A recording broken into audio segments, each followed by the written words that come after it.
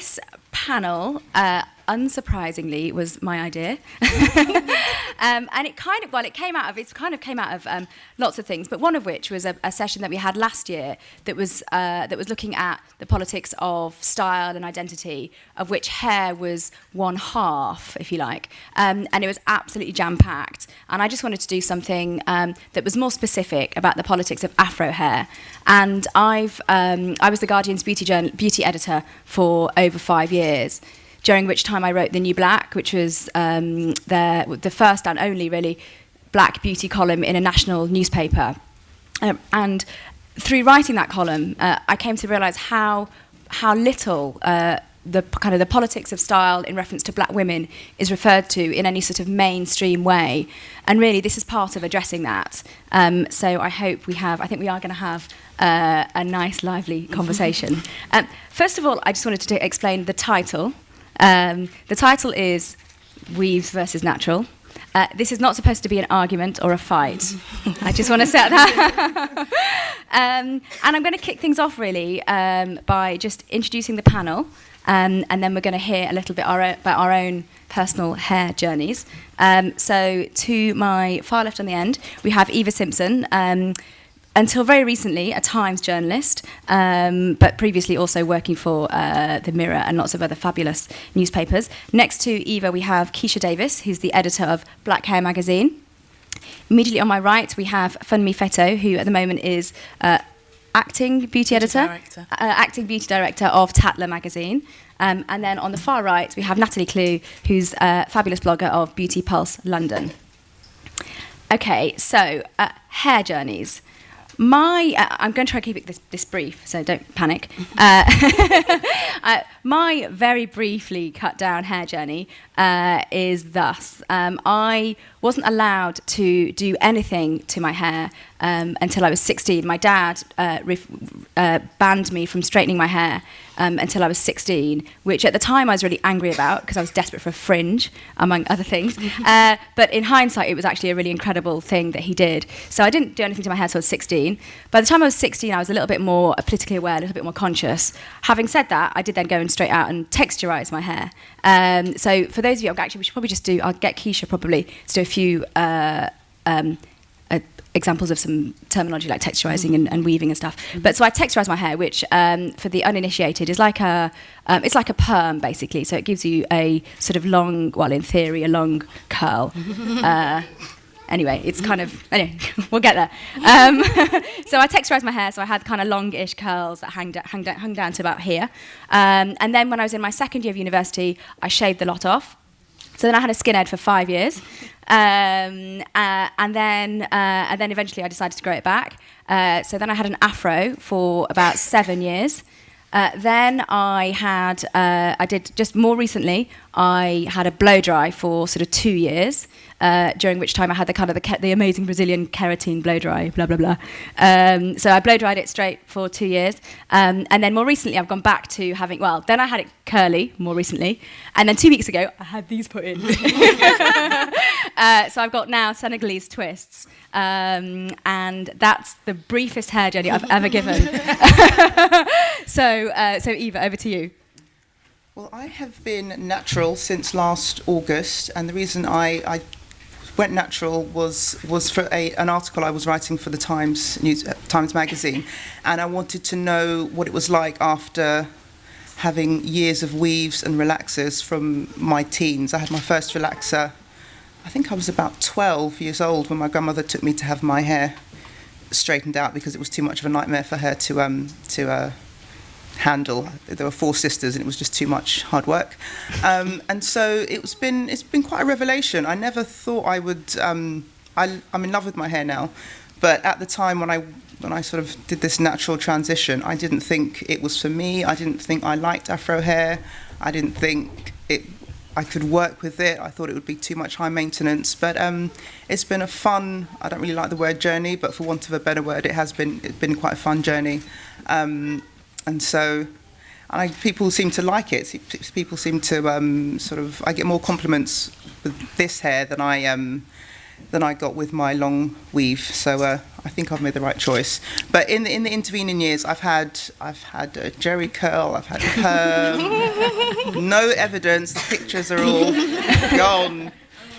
My scalp's been burnt, it's fallen out, my hairline has sort of disappeared and since returned. So I think I've been on a similar journey to many of you women in this room. But it's really pleasing to see so many different hairstyles on so many different women. So thank you very much. Brief story. Thank you, Eva. Keisha. My turn. Morning, ladies.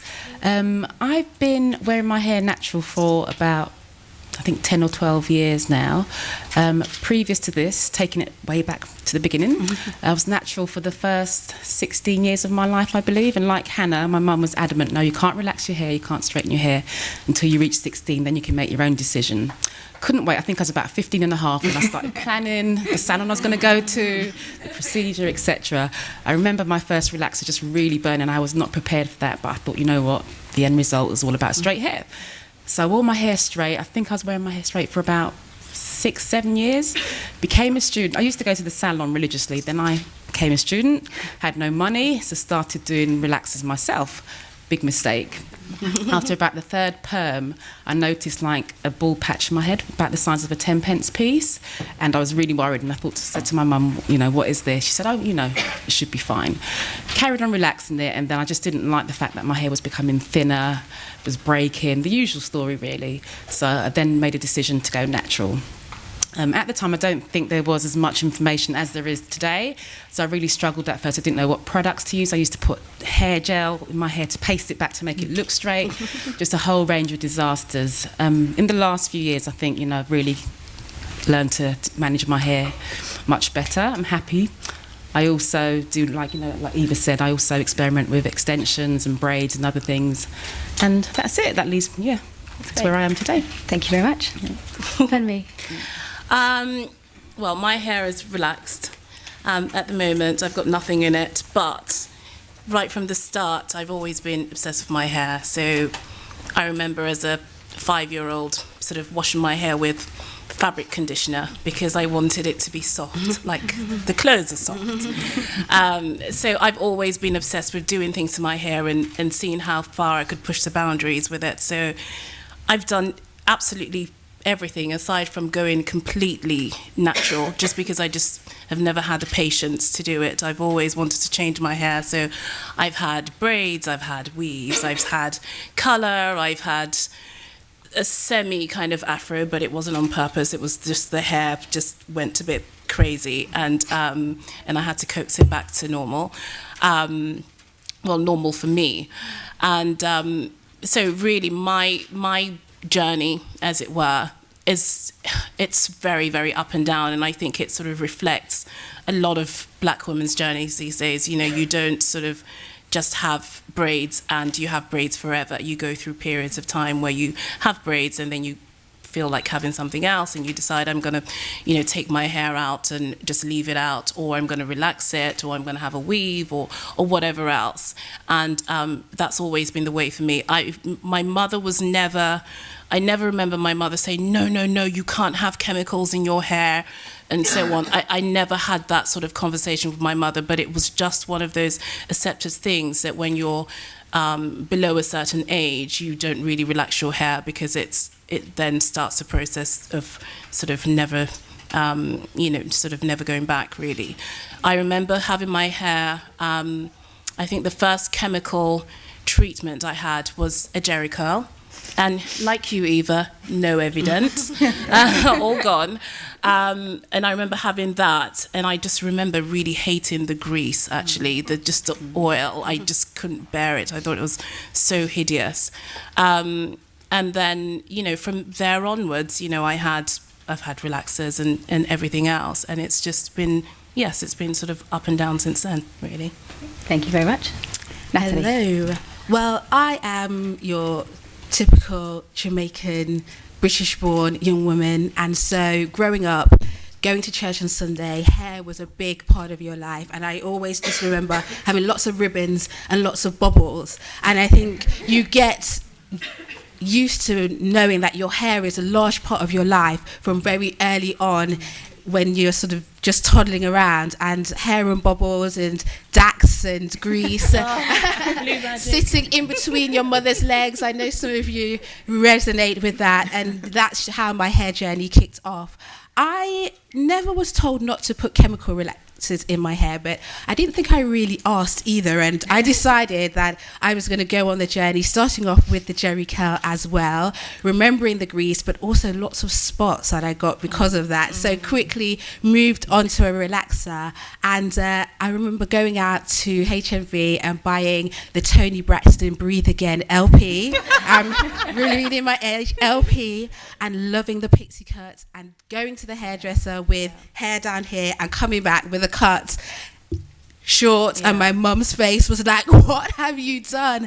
And I've been the chameleon, so that's me. I'll go long, I'll go short, I'll wear weave, extensions, braids, and that's one of the things I love about being a black woman, being able to experiment and express myself in so many different ways. So that's a brief, short hair history. That's fabulous, thank you. It seems like Jerry curl is some sort of gateway drug. Okay, brilliant. So thank you very much. So Keisha, I'm going to start with you. Okay. You're editor of Black Hair magazine, so you're very much right at the front of the whole kind of black hair industry in a way. Can you just tell me, there seems to be a bit of a movement, which you spoke about, more towards natural hair at the moment. Yeah. Is that what you're seeing in the magazine? Is that the same with advertisers? Yeah, both actually. We the most frequent request we get at the magazine via Twitter or email is, can we have more natural hair in the magazine, please?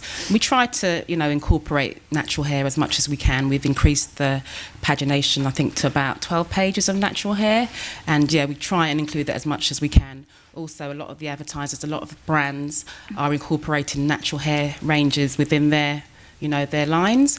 But I also think it's really important to emphasise the fact that not everyone wants to go natural, as Fumi just said, So we want to really encourage women to just be expressive with their hair, and whatever choice they make, just make a healthy choice and give them the information they need to. Because, for a long time it's been quite polarised. It has been very much weave versus natural. It's been very much one thing or the other. You're in one camp or in the other camp. Yeah. Does that still exist? I don't know, because I'm wearing a weave today, but I'm also natural, so for me it doesn't. But I know a lot of women I speak to with relaxed hair often feel like, kind of excluded from this natural hair club and feel judged by people that wear their hair natural. But, women that wear their hair natural also feel they face prejudices as well, so it kind of works both ways. But I think we should all unite. Hair is hair. Mm-hmm. Yeah. Natalie, do you feel there's judging that comes from women who've got natural hair against those that don't? I feel that there are two experiences. I feel there's a very American experience that you have seen on the blogs, on Twitter, that there can be a big division between those wearing their hair natural and those who choose to wear their hair in other ways. And I think that's very much tied to their history, good hair versus bad hair, nappy hair, and a lot of terms that I know personally, in my British experience, I didn't really come up against until I had exposure to this online. And so for me, I feel that it's an unfortunate happenings, because we really should be coming together, and hair, I feel, is the last thing we should be divided against as black women. That phrase "good hair" is really, really powerful. For me, oh my goodness. what does it bring out in you, that phrase? It makes me irate, actually. I absolutely hate that term. I just, what is good hair? Why do we perpetuate that whole thought that good hair means straighter hair and longer hair and hair that doesn't need a wind machine, that sort of thing. And it just infuriates me. And I really, for me, the use of that word, that term, good hair, equates to the use of the N-word for me. I really can't stand it. I think it feels so archaic as well, and I'm always shocked when you have people in this day and age that use that term. I just think it shouldn't be used. Good hair is hair that's healthy. Doesn't matter whether it's processed, whether it's chemically processed, or whether it's in its natural state. Good hair is hair that's healthy, and that's all it is. Eva, you spoke really passionate actually about going on this kind of journey and about having some resistance actually to your own hair in its natural state. Does the phrase "good hair" bring anything out in you? It does. It takes me back to my teenage years. It takes me back to being in secondary school and being the kid with the not good hair, and being the kid who whose grandmother wasn't very au fait with doing hair, so she would have to do it in the thread, and it was all sort of kind of sticky outy. If any of you can imagine what that sort of looked like, and my kind of mixed race friends or the lighter skinned friends having the longer, straighter hair. So then, you know, it does sort of send a chill to hear that phrase, that good hair phrase. But I don't think I don't relate to it now. I rarely hear that phrase now. It's not something that I feel comes up now.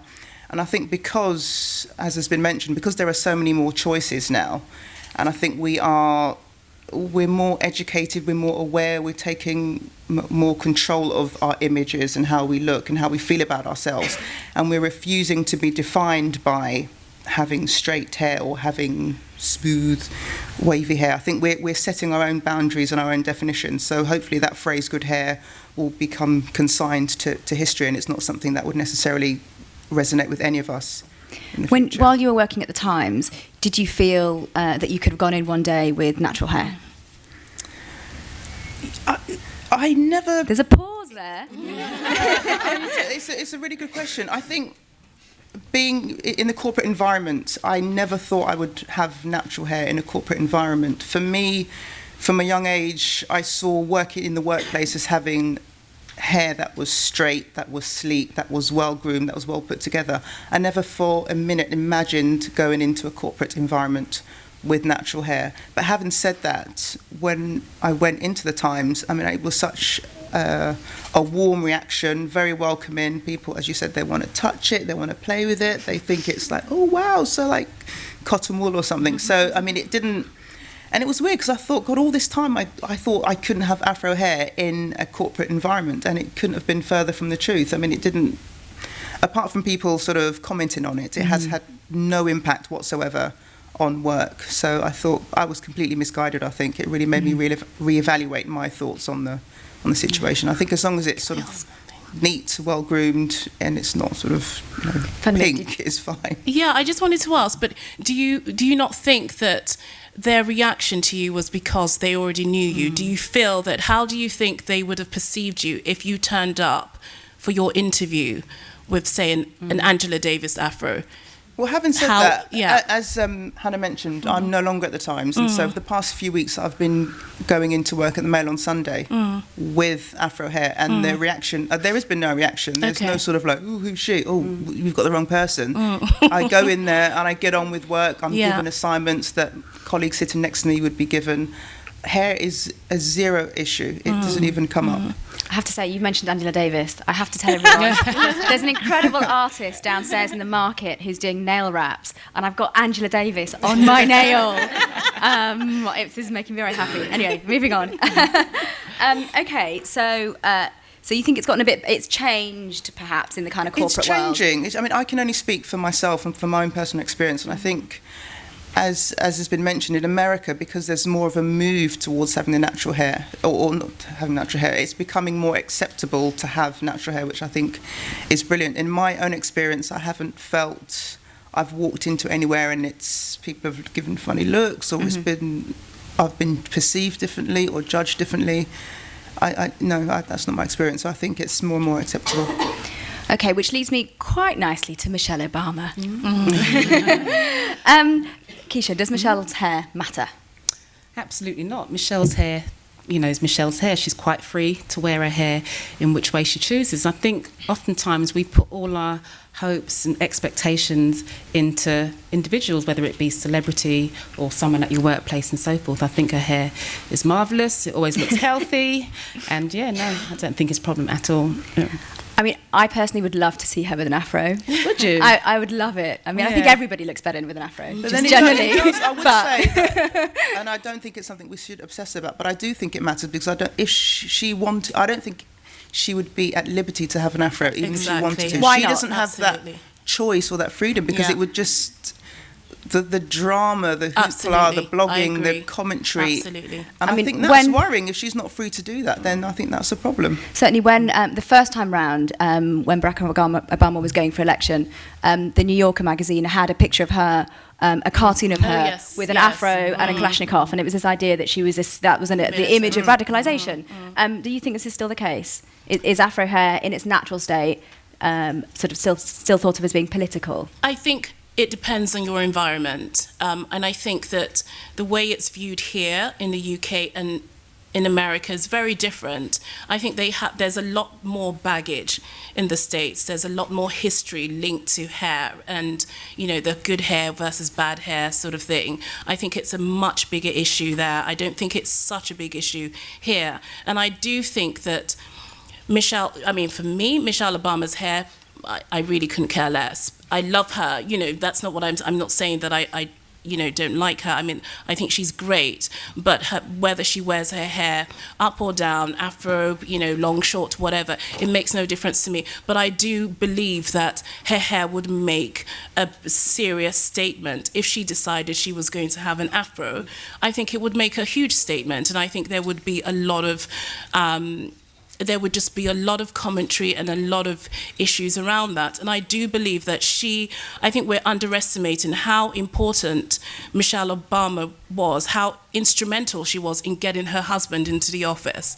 And I do think that things may have been slightly different. This might seem, I'm going out on a limb here, so don't throw stones, but I think things may have been slightly different if she was rocking dreads while he was going for the campaign, whether he, if she was, because I just think that people do perceive, I think people are, rightly or wrongly, I think people are judged by their appearance, they're judged by their hair. I think your hair says different things, even just as what you wear can say, speak volumes about who you are, your hairstyle does. As a black woman, it really, really does. It's just the way it is. I remember, I interviewed Bethan Hardison, who's Kadeem Hardison's mother, and she was, one of those people who was responsible for discovering lots of the, the black models, back in the day and so on. And she said, in corporate America, she said, you have to be seriously luscious looking to rock an afro in corporate America. That's what she said to me. And she was very open about it, that look, we might say, oh, but it shouldn't matter. And it shouldn't matter. You're right, it shouldn't matter. I can't believe we're actually here. It's 2013. We're still having this discussion. And it shouldn't matter, but it does. I know that there are certain environments that while I'm accepted whether I have in whatever states I wear my hair, but I work in the media and they're very open and very liberal, and they love anything that's sort of left of center and something that's a little bit different and it's ethnic and it's exotic. Tribal is always in every season, whatever. And it's, and so for them, it's, if I came into work with an afro, it's a novelty. People are just like, wow, can I feel it? And so on. But I also know, I'm very aware that in certain situations, if I had dreads or if I had sister locks or whatever, and I went for an interview for a particular job,